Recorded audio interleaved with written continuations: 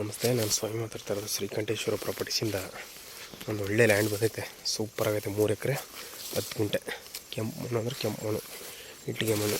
ನೋಡಿ ಯಾವ ಥರ ಇದೆ ಮಣ್ಣು. ಫುಲ್ ಪ್ಯೂರ್ ರೆಡ್ ಸ್ಯಾಲು, ಅದು ಬಸ್ತೆಲ್ಲ ಆಗೈತೆ. ಯಾವ ಥರ ಐತೆ ನೋಡಿ ಮಣ್ಣು, ಜಾಗ ಸೂಪರ್ ಆಗೈತೆ ನೋಡಿ ಸರ್. ಸೂಪರ್ ಆಗೈತೆ. ಒಂದು ಸೈಡ್ ಫೆನ್ಸಿಂಗ್ ಹಾಕ್ಸಾಗಿಲ್ಲ ನೋಡಿ ಸರ್, ಒಂದು ಸೈಡ್ ಫೆನ್ಸಿಂಗ್ ಹಾಕ್ಸಾಗಿಲ್ಲ ನಾವು. ಆ ಕಡೆ ತೋಟ ಬೆಂಗಳೂರವ್ರು ತೊಗೊಂಡಿದ್ರು. ಟಾಂಬೋ ರೋಡಿಂದ 2ನೇ ಪಾಯಿಂಟ್ ಇದು. ನಕಾಸ ರೋಡ್ ಇದೆ, ಅದನ್ನು ತೋರಿಸ್ಕೊಡ್ತೀನಿ ಸರ್. ಸೂಪರಾಗಿದೆ ಲ್ಯಾಂಡ್ ಮಾತ್ರ. ಜನರಲ್ ಪ್ರಾಪರ್ಟಿ ನೋಡಿ ಯಾವ ಥರ ಇದೆ. ಓನರ್ ಹೇಳ್ತಿರೋದು ಎಕರೆಗೆ 28 ಲಕ್ಷ. ಮೈಸೂರಿಗೆ 45 ಕಿಲೋಮೀಟ್ರ್ ಆಗುತ್ತೆ ಲ್ಯಾಂಡಿಂದ.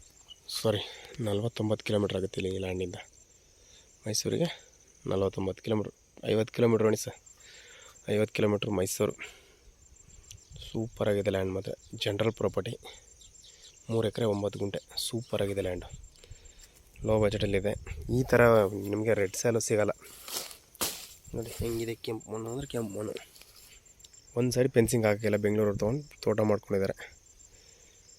ವಿಲೇಜ್ ಹತ್ರ ಇದೆ. ವಿಲೇಜಿಂದ ಜಸ್ಟ್ ಒಂದು 500 ಮೀಟ್ರು. ಡಾಂಬರ್ ರೋಡಿಂದ ಒಂದು 20 ಮೀಟ್ರ್ ಒಳಗಡೆ ಬರ್ಬೋದು. ಇದು ನಕಾಸ ರೋಡು.